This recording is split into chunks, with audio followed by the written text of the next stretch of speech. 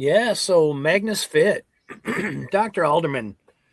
So when he was a special forces medic, he used a medical roll full of surgery equipment, medical equipment, and they could take a building, set up a triage point, casualty collection point, take care of whoever needed to be taken care of. And so I'd say a couple years ago, he was out skiing, him and his son, his teenage son, and his son busted up one of his legs, and Doc had first aid kits in his truck, but he didn't have one that he could stabilize his son and get him off the mountain.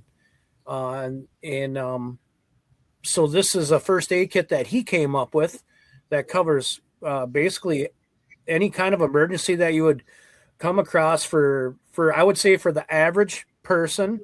Uh, it's got directions down the side of it. There's 6 pouches on there. They all do different things. They're worded with, they're printed with big print on there so you can read them well when you're under stress. But yeah, 50% of the proceeds of every first aid kit will go back directly to Magnus Veterans Foundation, and a piece of that will also go to Support the Troops Minnesota.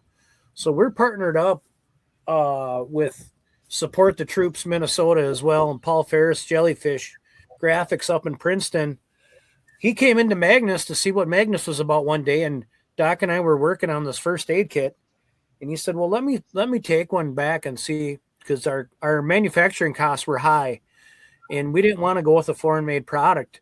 And Paul solved that problem for us and created this kit. So we have something that's designed by a Special Forces medic. It's made in a veteran-owned company in Minnesota, and proceeds of this product go back to help veterans in your community.